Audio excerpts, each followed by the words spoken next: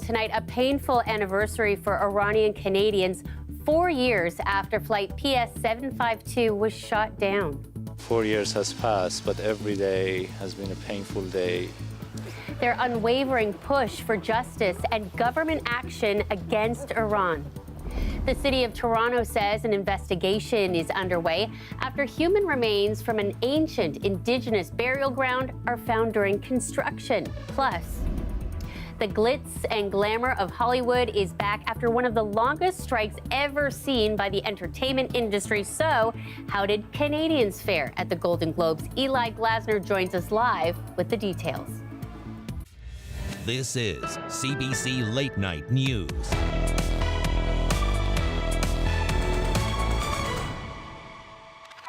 Thanks for joining us. We'll have more on those stories in a moment. But first, Toronto's chief of police has issued a public apology tonight after questions have been raised about an interaction between officers and a pro-Palestinian demonstrator in Toronto yesterday. Toronto police confirmed to CBC News the chief's apology is in connection to a video posted on social media. No one told them they can't come back, otherwise he would have said, okay, I understand. Okay, I'll just ask. How did you get coffee from the police? Well, not the police. Someone has brought it for us, but the police won't let them in. So the police is now becoming our little messengers between us. This happened yesterday at Avenue Road and Highway 401, where demonstrations have been taking place for weeks now. The Center for Israel and Jewish Affairs says the area is home to many Jewish families, and the rallies have been especially hurtful to the community. A spokesperson says the organization reached out to police to share their concern over yesterday's video. So I think the expectation of the community is that the police engage with those hateful protesters at the very least in a neutral fashion, not be shown to be assisting them or supporting them in any way. And so just this image of police handing them a jug of coffee, this clearly enraged a lot of people. In his statement tonight, Toronto Police Chief Myron Demkew says he's called for a review of what happened. And he goes on to say, quote, whatever the intent, the impact has been to cause concern and confusion. And for that, I'm sorry. He then goes on to say, let me be clear and unequivocal. Our commitment to keeping our city's Jewish community safe is unwavering.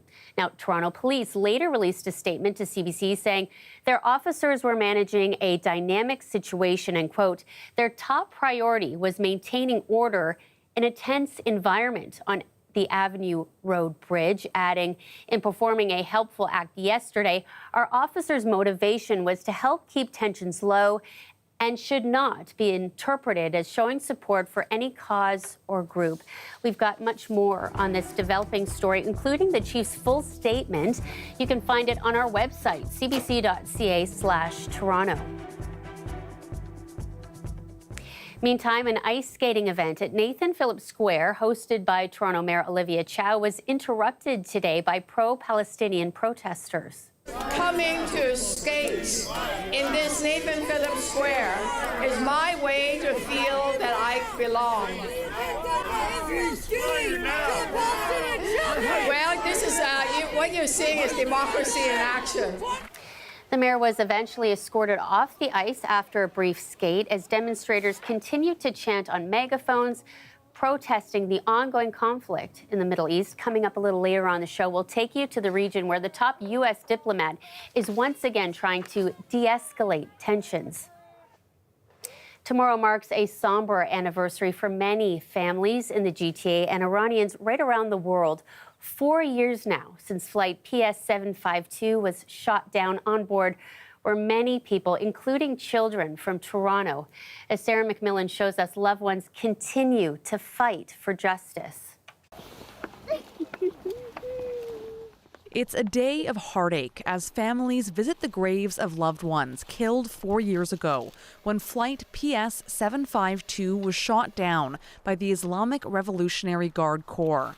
There are no words I can find to describe what we're going through. It's been very difficult. The grief is weighing on us still every day, and it's like it happened yesterday. For the last 4 years, the focus for many families has been the search for answers.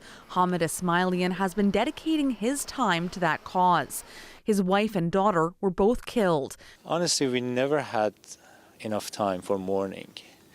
And we had to spend our time on organizing different things to get the truth and justice. The Iranian government has claimed that the plane was shot down accidentally after being misidentified as a hostile target. Canada says Iran has failed to support that claim with evidence. Last summer, Canada, the UK, Sweden, and Ukraine launched a joint case against Iran before the International Court of Justice, a legal process that will likely take several years. Ralph Goodale has been advising the Prime Minister on Canada's response. Legal proceedings at the international level move at their own sort of glacial pace. But actually, we've made more progress on this case in the last 4 years than any other similar case in history. Goodale says Iran must provide a complete explanation of what happened, accept responsibility, compensate for damages, and make changes to ensure its airspace is safe. We have no assurance that it's any more safe today than it was 4 years ago.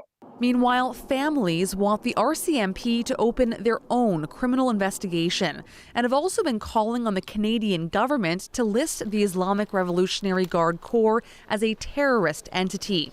They brutally killed like 176 people. Everybody thinks he could be the victim or she could be the victim of this regime. When asked about that on Friday, Canada's Public Safety Minister did not rule it out, saying he's asked national security agencies to continue to update advice to government. The anniversary drew crowds to a vigil in North York today, with more events planned for tomorrow. Sarah McMillan, CBC News, Toronto. To Vaughan now, where the Ontario Fire Marshal is investigating a deadly house blaze. At approximately 7:40 p.m., we responded with a working fire response, approximately 28 firefighters.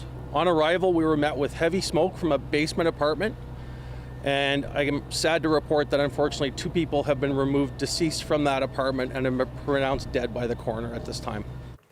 Firefighters say 2 other people were alerted by a smoke alarm and managed to escape, suffering some injuries. It is believed working fire alarms were also sounding in the basement, where fire crews found that couple unresponsive. The man and woman are so far not being identified. Vaughan's mayor offering his condolences on social media earlier today. Firefighters, in the meantime, are once again reminding everyone to ensure your smoke alarms are working. And in Toronto, police are investigating after a man was killed in a stabbing. It happened in Parkdale last night. Police say they found a man near Queen Street. He was taken to hospital where he later died. There's no suspect information to share with you just yet. Police have identified the 35-year-old victim as Scott Robert Partington from Toronto. He is the 2nd homicide of the year.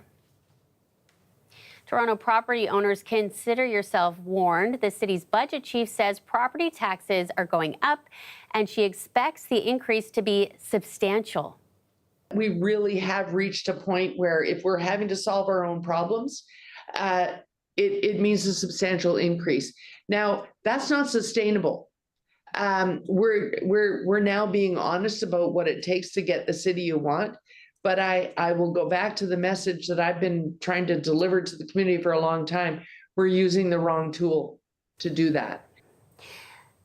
The potential hike comes despite the city signing a new deal with the province set to provide billions in relief over the next decade.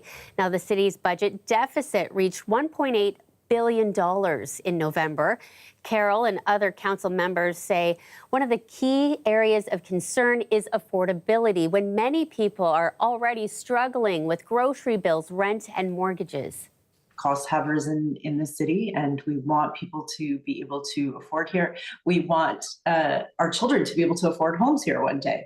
I've also heard many concerns around safety, and that is something that's important to people. So it's important that we look at what are the things that people value, and we make sure that those are reflected in this year's budget. The month-and-a-half-long budget process officially launches this week. City staff will outline proposed operating and capital spending packages. Then there's a series of public meetings at City Hall and civic centers across the city. Council votes on the final budget February 14th. Meantime, the City of Toronto says an investigation is underway after human remains were found during a construction project. As Tyler Cheese shows us, the area is known as an ancient Indigenous burial ground. This spot on Withrow Avenue marks where a city crew made a rare find. According to police, the crew unearthed human remains while installing a water line. Since then, an anthropologist has examined the site and believes them to be from an ancient Indigenous burial ground. It's fascinating. I think it should be recognized and protected in some way or acknowledged. So since the remains were discovered on Friday, this has become a major point of curiosity for people in the neighborhood. Lots of residents have been coming by, taking a look in the hole just to see what's going on. This has been a settlement site for a long time, back over 1,000 years. We hope it's given due consideration and respect as it is deserved. It was originally their territory, and they were here first, and they're still here. City documents say that Withrow Public School, just across the street, is known to have been the site of Indigenous encampments. And a spearhead dating back about 7,000 years was once found there. As for members of the city's Indigenous communities, many say they're waiting for more information before commenting. But Catherine Tamaro, a Wyandot faith keeper and member of the Wendat Confederacy, says she has always understood this space to be a Wendat village site and is hoping the Huron-Wendat Nation can confirm this so ceremonies may be done. Adding she is moved to see the Indigenous communities in Toronto respond so quickly with love and concern. Police at the site say they're expecting an archaeologist to examine it tomorrow. Tyler Cheese, CBC News, Toronto.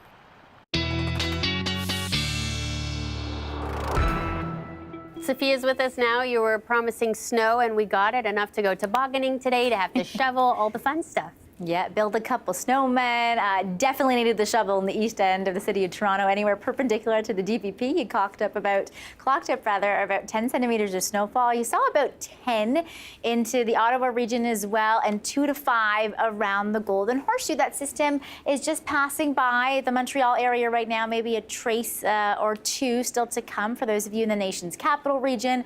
We did a little bit to add up to our very meager snowfall total so far this season. We had about 13.4 centimeters clocked up on January the 4th. Now we've got an extra 5 to about 18 centimeters in total. So still a little bit to come out of this system, but then we look at the next one looming in the wings. And I don't normally start a short range forecast by showing you a 7-day spread, but have a look at what is a snapshot of by far the most active week ahead that we have seen this winter season. Tuesday, Wednesday, a Texas low we'll be talking about throughout the show. Thursday, Friday, a cool down with some cool clipper energy from the prairies, and then a whopper of a system potentially for this time next weekend. First, a little bit of a spoiler for this big system that's brewing up the U.S. eastern seaboard. For some, this will mean a ton of snow, and for others, it'll mean that slushy cement mess with a mix of snow and rain for about 24 hours straight. I'll have the details in the long range. Sounds fun. Okay, thanks, Sophia. All the fun stuff. Well, speaking of fun, it's one of Hollywood's biggest nights, the Golden Globe Awards, celebrating the best in film and television. To talk more about it is CBC senior entertainment reporter Eli Glasner. I could see him still furiously taking notes. Have you had time to catch your breath? It literally just ended. It just ended, still taking in. There was an amazing moment by Lily Gladstone winning for Best Female Actor in a film drama for her amazing performance in Killers of the Flower Moon by Martin Scorsese, but he did not win. That was the only award that night for Killers.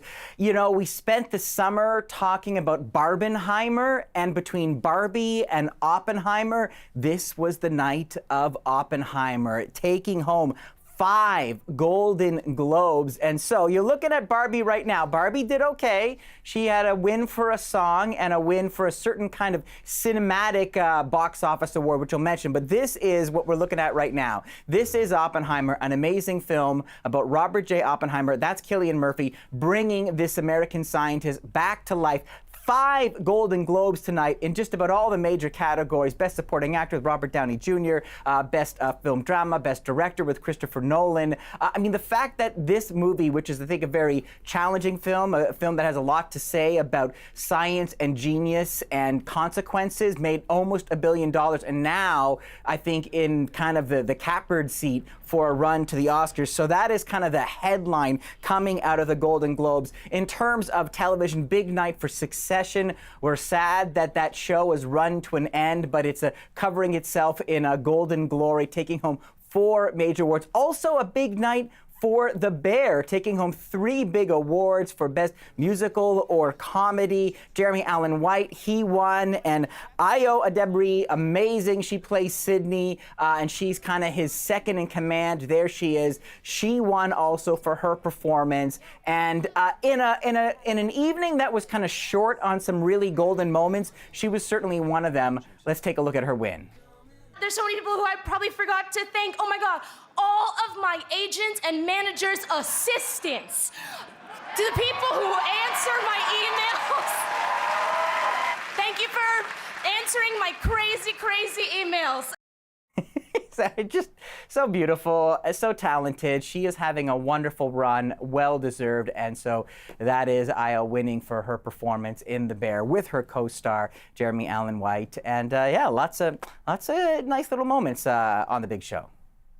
That shows so much. Eli, you know, there's been conversation lately about awards shows. Are they still relevant? Are people tuning in? Tell us about what's at stake for the Golden Globes and its future. Well, for the Globes, they want a really nice, fat contract so that people will start paying them millions and millions again for those broadcasting rights. Back in the glory days of the Golden Globes, when they were being accused of corruption, they were also being paid $60 million a year to have the show airing on channels like NBC. That is long gone, and so they're really hoping for some fantastic ratings coming out of tonight so that they can really get one of the big channels to pony up and start paying. But like you said, Shannon, I think what you suspect, award shows in general, the ratings have been on a slow decline, so that's why tonight they were hoping for something really spectacular. I would say with the Joe Coy and the opening monologue, a lot of mixed impressions of the performance tonight, so I don't know if they're going to get that Hollywood sweet spot that they're hoping for.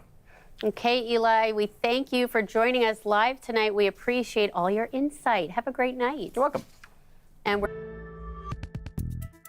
amid fears the conflict in the Middle East is expanding, the top U.S. diplomat has returned to the region. This marks Secretary of State Anthony Blinken's 4th trip since the October 7th attacks by Hamas on Israel. This is a conflict that could easily metastasize, causing even more insecurity and even more suffering. His visit came amid more violence in the West Bank. 7 Palestinians died in an airstrike Israel said targeted militants. An explosive killed an Israeli border police officer. In Gaza, the Al Jazeera news organization accused Israel of targeting 2 journalists. Their deaths were among 111 reported. Addressing cabinet, Israel's prime minister said the war will continue until Gaza is no longer a threat. The new year often brings resolutions. One of the big ones is to cut back or even cut out alcohol. Collective Arts Toronto is offering what it says is the city's first ever sober speakeasy. You know what? You can have a good time, you can celebrate and be drinking a non-alcoholic beverage that tastes great without without it being alcohol. So we find that we've got a lot of balance between our drinkers. Some people want alcohol, some people want non-alcoholic, and this just kind of evens the playing field of just balancing it out and having something for everyone. More and more people are starting to realize that there are high-quality non-alcoholic drinks out there, and so during the calendar year, times like Dry January are really helping to show people that you can take a night off from drinking if you don't want to go completely sober, and there are amazing options for you. We've been in the non-alcoholic game for about a year and a half now. Last year we introduced our first non-alcoholic beverages, craft beer and zero-proof cocktails. And I think going into this year, we just wanted to create an event and a program that could be inclusive to all sober and sober-curious drinkers, and just, you know, kick it off on a good note for 2024. What I love is that it's creating a space for people to still enjoy themselves without having a hangover in the morning, which is actually something that I appreciate. Not everyone wants to have an alcoholic drink, and this just allows people to have something that's for them. So this is just kind of the beginning, the tip of the iceberg for where we're going to go with our portfolio.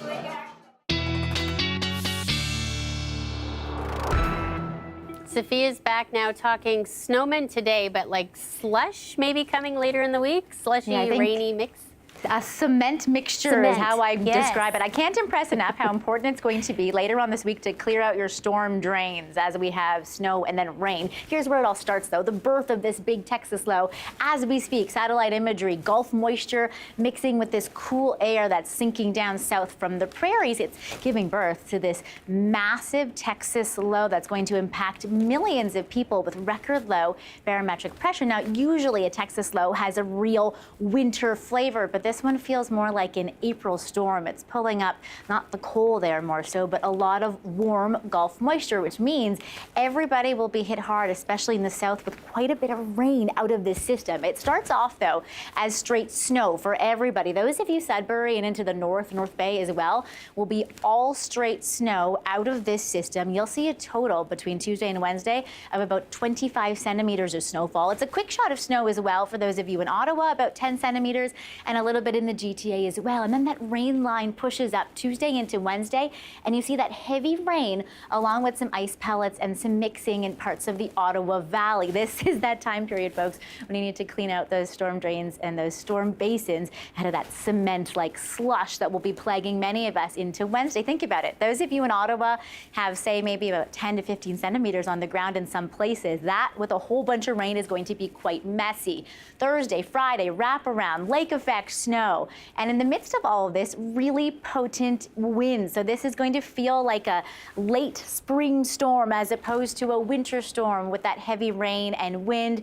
Snow to come and to rain for this upcoming week ahead, but a milder push in behind this system. We're really not going to know, Shannon, what day of the week or what time of year it is when we're all done with this week ahead. But we'll have the tale to tell next weekend. Such vivid imagery, cement, mix. Yeah.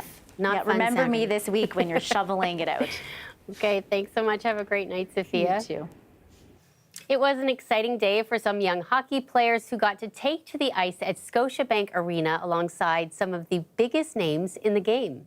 More that we can open up the game to other groups, whether it's female, male, new Canadians, minorities, people have never been able to play hockey. It's a very expensive game. I think that makes the game better. You never know where that next talented player is coming from. The event, now in its fourth year, aims to make hockey more accessible and inclusive. It was put together by Kruger Products. It's donated more than $600,000 to more than 40 hockey associations across the country.